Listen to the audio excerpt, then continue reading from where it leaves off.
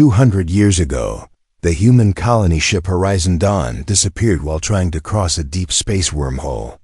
No one ever heard from it again. Earth marked them as lost. No rescue mission was sent, but now something strange had happened. Scout ship Nova Light, traveling through an uncharted system, picked up a signal. It was weak, broken, but the voice speaking was clearly human. Captain Elias Stone, a war veteran with gray streaks in his beard, stared at the blinking screen. "That can't be right," he whispered. "This colony. It shouldn't exist. Should we investigate?" His co-pilot asked. Unsure. Elias narrowed his eyes. "We're going in." The planet was wild. Thick purple forests, mountains floating in the air, strange glowing rivers.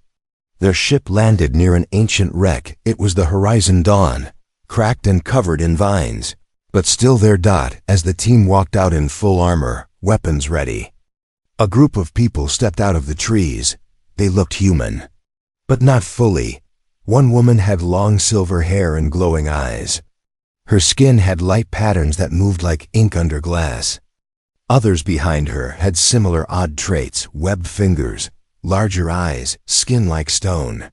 Some even with small wings folded behind them. They were quiet, watching, studying. Elias raised a hand in peace. "We're from Earth," he said calmly. "We thought you were all gone." The silver-haired woman stepped forward. Her voice was soft but clear. "We are not gone. We became something new." Then a small child peeked out from behind her leg. He looked human, too human, freckles, brown hair, blue eyes. But around his eyes were faint scales like his mother. The captain knelt and smiled gently. "And who's this?" The woman answered, "My son." Elias blinked.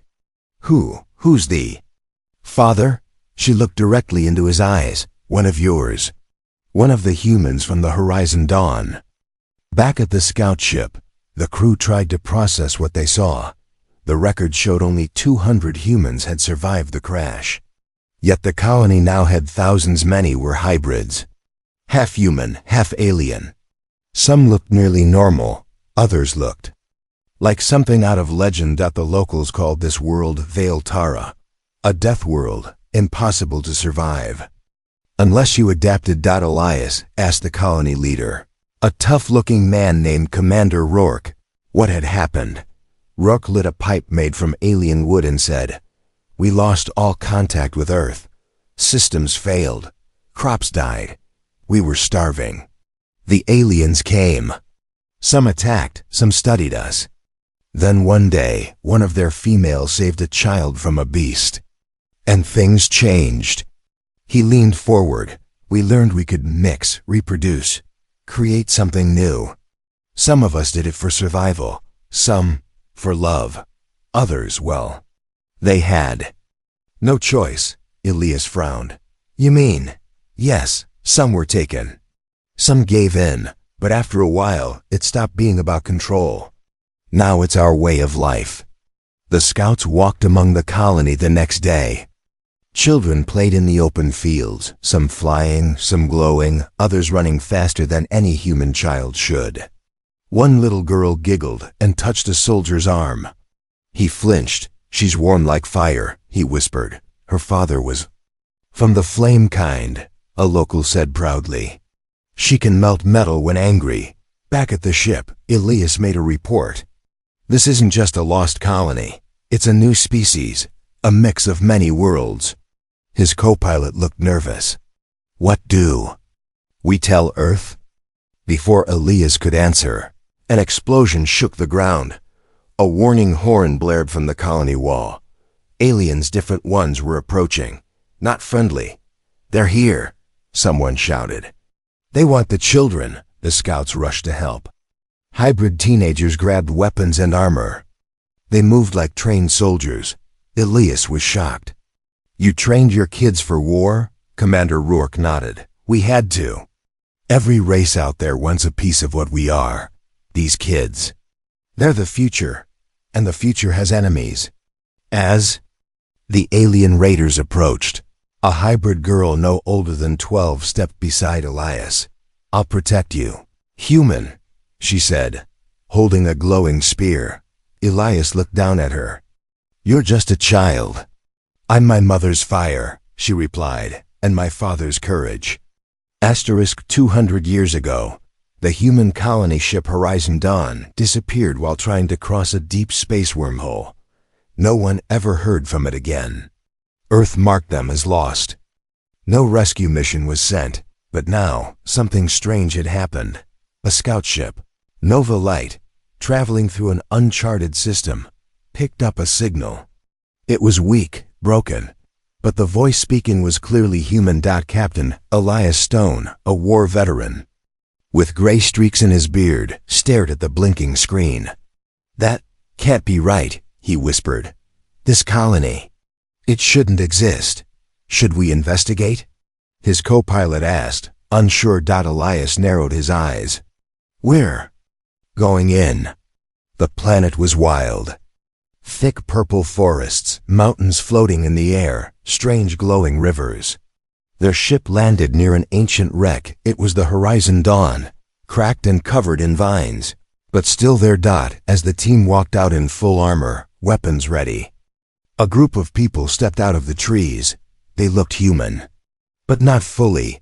One woman had long silver hair and glowing eyes.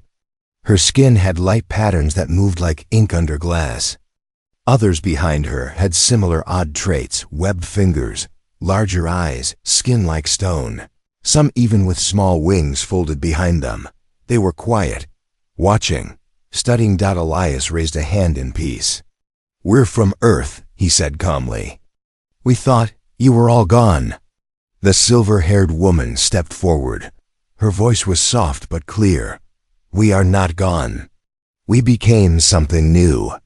Then a small child peeked out from behind her leg. He looked human, too human, freckles, brown hair, blue eyes. But around his eyes were faint scales like his mother. The captain knelt and smiled gently. And who's this? The woman answered, My son. Elias blinked. Who's the father? She looked directly into his eyes. One of yours. One of the humans from the Horizon Dawn. Back at the scout ship, the crew tried to process what they saw. The record showed only 200 humans had survived the crash. Yet the colony now had thousands. Many were hybrids. Half human, half alien. Some looked nearly normal. Others looked like something out of legend. The locals called this world Veil Tara, a death world, impossible to survive. Unless you adapted. Elias asked the colony leader, a tough-looking man named Commander Rourke, what had happened. Rourke lit a pipe made from alien wood and said, We lost all contact with Earth. Systems failed. Crops died. We were starving. The aliens came. Some attacked, some studied us. Then one day, one of their females saved a child from a beast. And things changed. He leaned forward. We learned we could mix, reproduce, create something new. Some of us did it for survival, some for love. Others, well, they had no choice. Elias frowned. You mean? Yes, some were taken. Some gave in, but after a while, it stopped being about control. Now it's our way of life. The scouts walked among the colony the next day. Children played in the open fields, some flying, some glowing, others running faster than any human child should. One little girl giggled and touched a soldier's arm. He flinched. She's warm like fire, he whispered. Her father was from the flame kind, a local said proudly. She can melt metal when angry. Back at the ship, Elias made a report. This isn't just a lost colony. It's a new species, a mix of many worlds. His co-pilot looked nervous. What do we tell Earth? Before Elias could answer, an explosion shook the ground. A warning horn blared from the colony wall. Aliens, different ones, were approaching. Not friendly. They're here, someone shouted. They want the children. The scouts rushed to help. Hybrid teenagers grabbed weapons and armor. They moved like trained soldiers. Elias was shocked. You trained your kids for war? Commander Rourke nodded. We had to. Every race out there wants a piece of what we are. These kids. They're the future, and the future has enemies. As the alien raiders approached, a hybrid girl no older than 12 stepped beside Elias. I'll protect you, human, she said, holding a glowing spear. Elias looked down at her.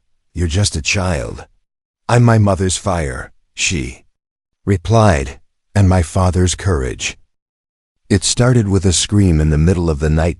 Captain Elias sat up in his tent, heart pounding. The scream had come from the edge of the colony.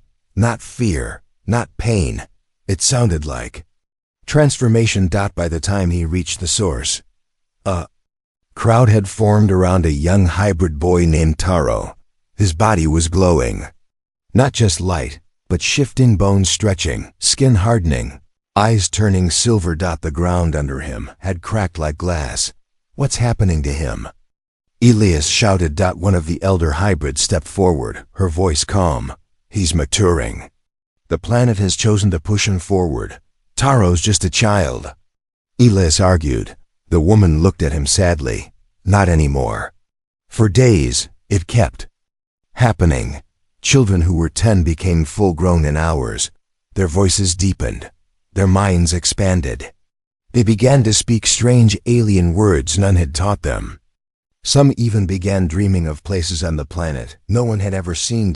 It wasn't evolution. It was awakening. Then something strange happened. One child, Lyra, part human, part crystal being, began drawing a shape in the dirt over and over. A spiral inside a triangle. The same symbol appeared on the skin of 3 other children that same day, glowing faintly. When Elias asked what it meant, Lyra replied softly, It's a map. A map to what? She looked up at him with glowing eyes. To our real origin. Commander Rourke grew worried. They're connected now, he told Elias. Not just through blood. Through something deeper. The planet is waking up parts of them we don't understand. I fear.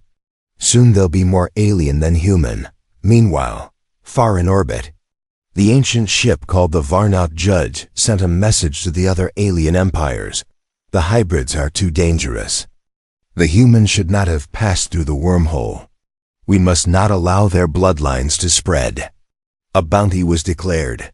Any empire who captured a hybrid child would be rewarded. Galactic War didn't need an army. It only needed fear of what the hybrids might become. Back on the ground, Elias was walking alone near the jungle when Kale, the boy who had mutated in Part 2, stepped out of the trees. But now, Kale was calm, peaceful. His body had stopped changing. His eyes were clear. You're not going to attack again? Elias asked. Kale shook his head.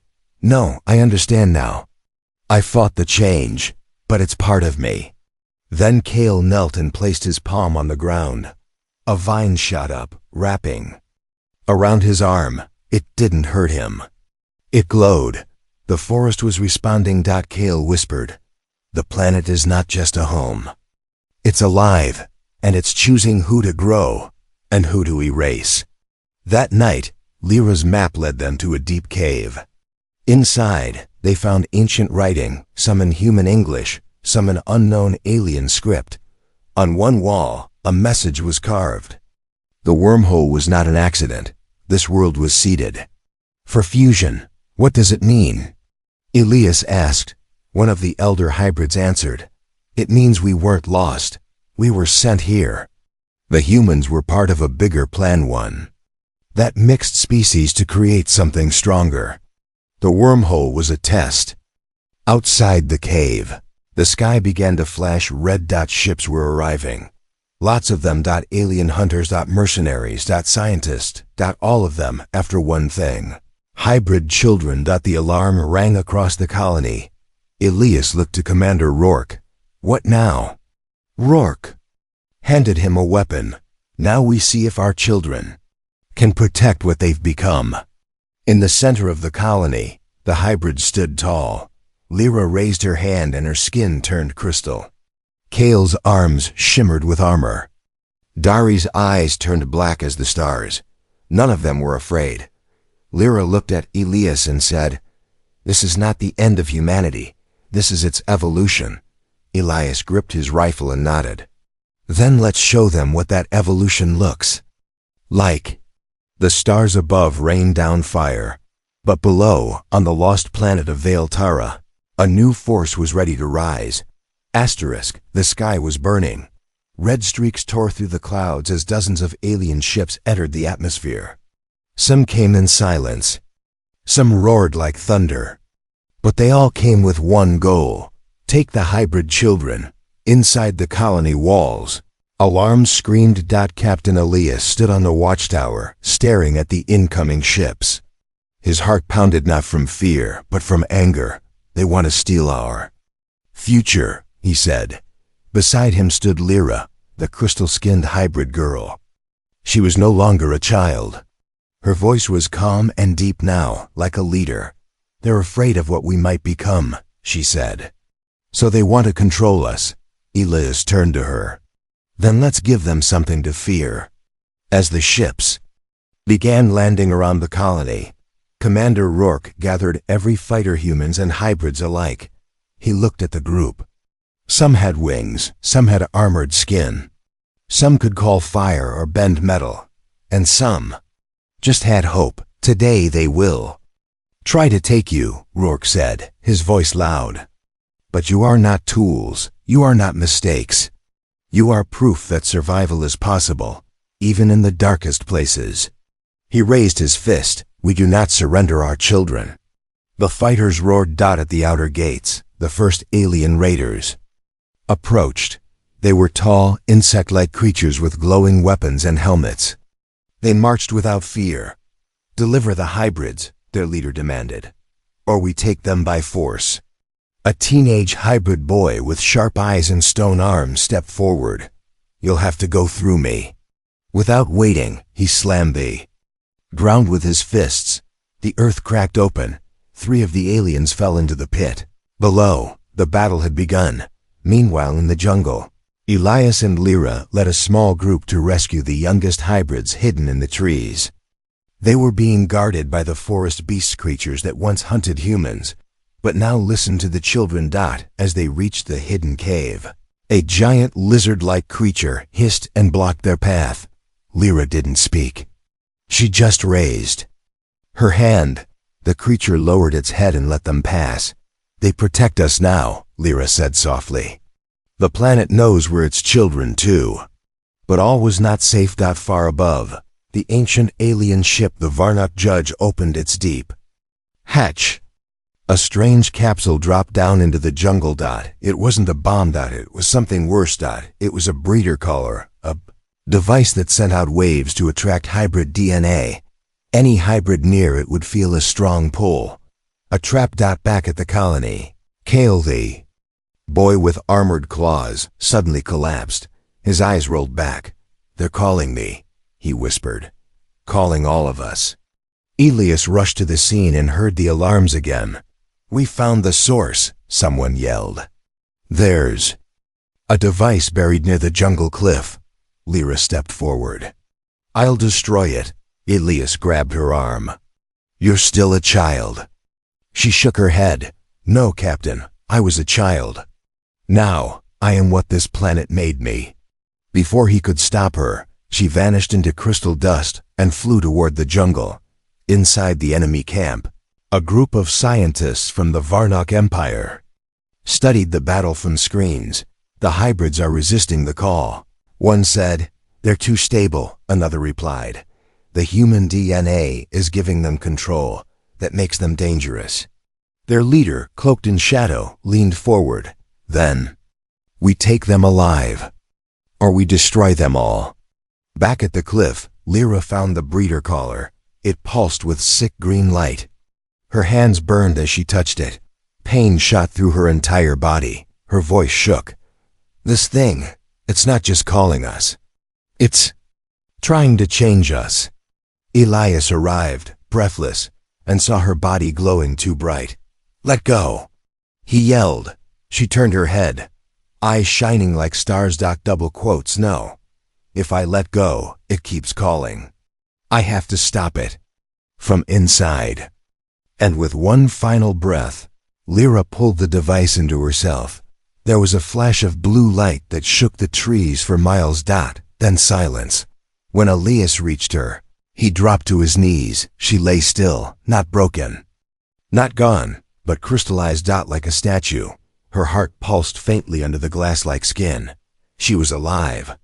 But no longer just a girl. She took its power, Elias whispered. She turned the enemy's weapon into her strength. That night, the colony lit fires for the ones they lost, but they didn't mourn like the weak. They stood proud. The hybrids had held their ground, and the galaxy was watching. The jungle was quiet. Too quiet. The birds weren't singing. The glowing insects had vanished. Even the wind seemed to stop. Captain Elias felt it in his chest, a deep tension. Like the planet was holding its breath. Then came the scream, not loud, but sharp. A child's voice cut off in midair.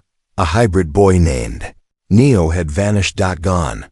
Taken. The colony exploded into motion. Scouts ran through the trees.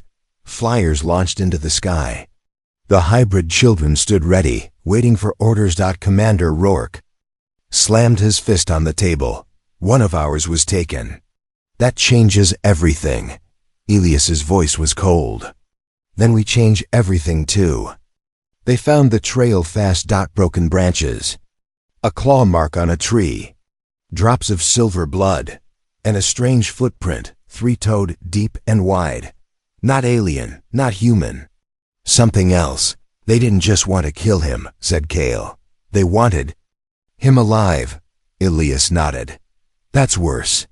Deep in the jungle, Neo awoke inside a dark room. He was strapped to a wall of glowing metal. Strange machines floated around him, scanning his body, pulsing softly. In the shadows, an alien scientist in black armor watched him. You are the future, the alien said. But your blood must be studied. Neo's voice was weak but brave. You're afraid of me. The alien didn't deny it.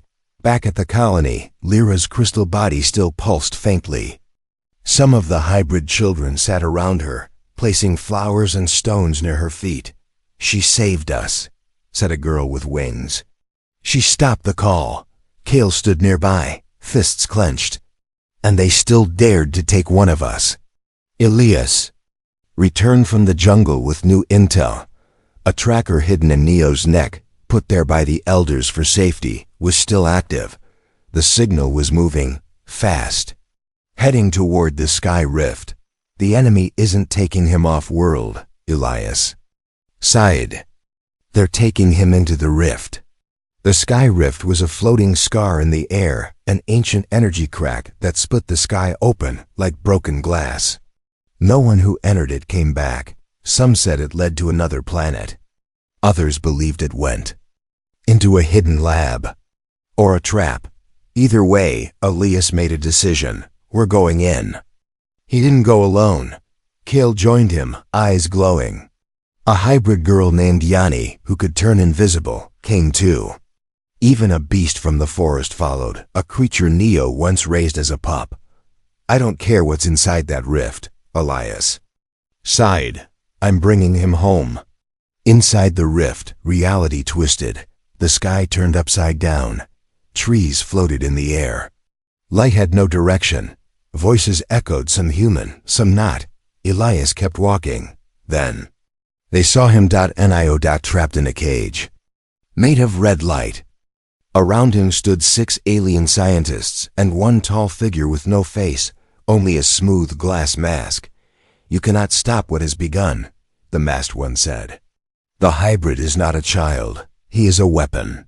And weapons belong to those who use them. Best. Elias raised his gun. Funny, that's exactly what a coward would say. Yanni turned invisible and slipped behind the enemy lines. Kale charged forward with a scream, his claws ripping into the glowing cage's core. The forest beast leapt from above, crushing one of the machines. The aliens panicked. And Neo? He stood. The light no longer held him. His eyes glowed red-blue. His voice echoed. You tried to use me, but you just made me stronger." He raised his hand, and the walls melted like wax. The rift trembled. Reality began to fold in. Elias grabbed Neo. "We have to go." "No," Neo said. "I have to finish this." He turned to the masked figure and whispered a word in an alien tongue. The rift exploded into color blue, gold, white. The team fell back into their own world, landing hard in the jungle. Safe, except Neo wasn't with them. That night, the sky shimmered.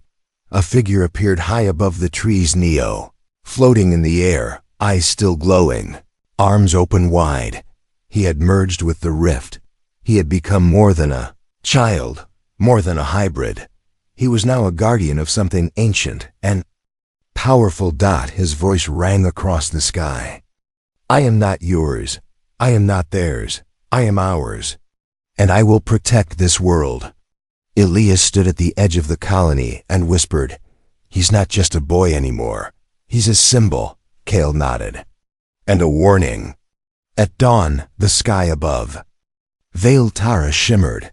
A new light floated high, not a star, not a ship, but the glowing shape of Neo, the hybrid boy who had merged with the rift. He no longer walked, he hovered. He no longer spoke in one voice, he spoke in many. "Your worlds are dying. Ours is just beginning." Back in the colony, silence hung in the air. No more attacks, no more alien ships, just waiting. Captain Elias sat by the watchtower, staring up at the sky. Everything had changed. Not just Neo, but the world itself. Since Neo's transformation, the animals had calmed, the storms had stopped, and even the trees had begun to move toward the colony, as if the planet itself had accepted. The hybrids. Commander Rourke joined Elias with a cup of alien-brewed tea. "Do you feel it?" Rourke asked quietly. Elias nodded. "Something's watching us. Not with anger, but with purpose." Later that day, 3 ships arrived from orbit, but they did not come with weapons. They came with gifts. Representatives from 3 alien races stepped out. A reptilian general from the Draxon Hive, a scholar priest from the Lumari Starburn, and a tall, 4-armed noble from the Tresh Dominional had once feared the hybrids. Now they came to talk. "We've seen enough," said the Draxon general. "These children are not abominations, they are bridges." The Lumari priest added, "The galaxy is dying. Wars, greed, division. But these children, they unify what was never meant to meet." In the colony's meeting hall built from shipwreck parts and crystal trees, Elias, Rourke, Kale, and the alien leaders met. The air buzzed with tension. "What do you want from us?" Rourke asked. The Draxon general placed down a glowing egg. "An agreement, peace, and permission to allow our people to mix, like yours did." Elias's eyes narrowed. "You want your races to reproduce with humans?" The priest answered softly, "Not for lust, for survival. The hybrids you created are stronger, smarter, faster, and kinder." Kale stepped forward, unsure. "You all tried to destroy us. Why should we trust you now?" The noble bowed all 4 arms. "Because if we don't stand together, a storm is coming that will erase all of us." That night, a message arrived from the stars, not a transmission. Not a voice, but a dream. All the hybrids had it. Even Elias. In the dream, a massive ship older than any known empire floated through black space, covered in rust and bones. It moved without fuel, without sound. A symbol burned into their minds. The DEVOURER.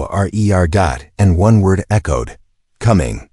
In the morning, Lyra, still crystallized, began to glow again. Cracks formed in the surface, not from damage but from rebirth. Her fingers moved. Her eyes blinked. She had absorbed the alien weapon in Part 4 and survived. Now, she stepped forward like a queen rising from stone. "I saw the devourer in my dream," she said. "It feeds on life, DNA, and bloodlines. It doesn't kill planets. It empties them." Rourke asked, Then what do we do? She looked around at the alien guests, the hybrids, the humans, and said, "We build something new, together, a force made of all, united by what once divided us." So they began. A council was formed, one human, one hybrid, one alien from each species. New laws, new cities, new schools to teach languages never heard on Earth. They called it the Veil-Terran Alliance, not ruled by fear, but built on shared blood. One evening, Elias sat by a glowing tree with Kale. The stars above were clearer than ever. Kale asked, "Do you think Earth will accept us if we return?" Elias smiled slightly. "Earth may not understand, but one day they'll need us. The galaxy is changing." He paused, then added, "And change always begins with children." From orbit, the ancient Devourer ship watched silently. It had no crew, only hunger, and it had just set its course toward Veil Tara. It began with silence. No wind, no birds. Even the stars above seemed to stop blinking. Then came the sound, a deep hum, like the voice of a dead god waking up. Above the planet Veil Tara, it appeared, the Devourer, a ship as big as a moon, made of rusted metal and ancient bones. Its surface crawled with black vines. Its engines glowed red, but not from fire, from something alive inside. And it spoke, not with words, with thoughts. Bloodlines must remain pure. You have broken the design. You must be erased. In the colony below, Captain Elias dropped his mug. Everyone stopped what they were doing. The air had shifted. Lyra stepped out of the council hall, her crystal body shimmering. She looked up at the sky. They finally came. Commander Rourke stood beside her. "Can we fight that thing?" Lyra's eyes flashed. "Not alone." The Veil-Terran Alliance moved fast. All races, once enemies, now prepared side by side. Draxan warriors built ground cannons. Tresh engineers upgraded shields with hybrid tech. Lumari priests chanted to awaken ancient psychic defenses buried deep in the soil. And the hybrids? They stood at the front. No longer children. No longer test subjects. They were the protectors now. Elias stood before the new army. "You were made from accident," he said, "from pain, from desperation. But now, you are something greater." He raised his rifle. "You are proof that unity can make monsters, or miracles.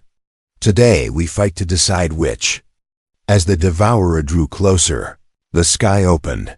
Hundreds of biodrones rained down, creatures made of metal and bone, controlled by the Devourer's mind. The first wave hit hard. Screams. Fire.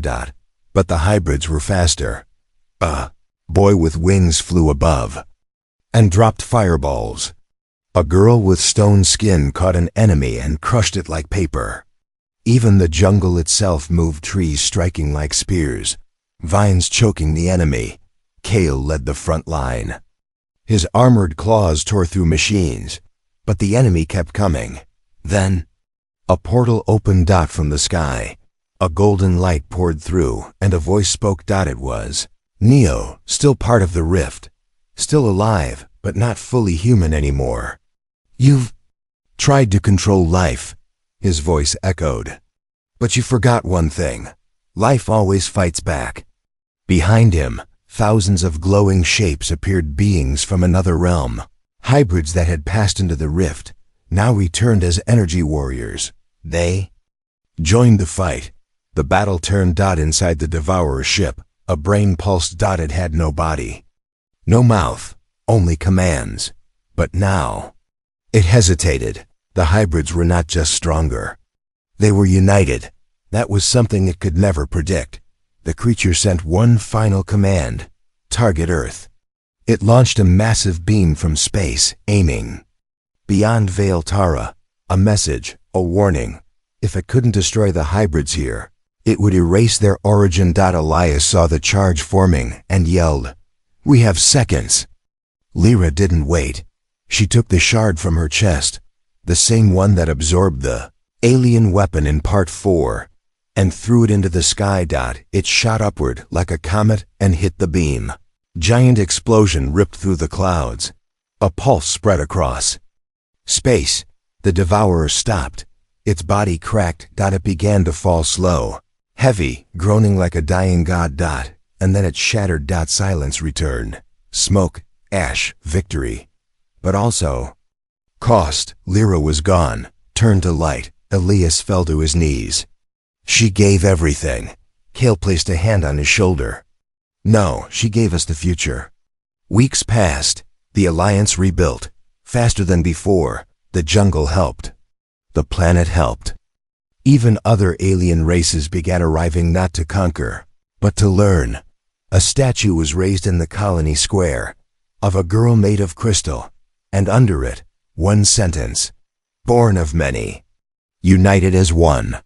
Back on Earth, news of the victory reached human ears. At first, they didn't believe it.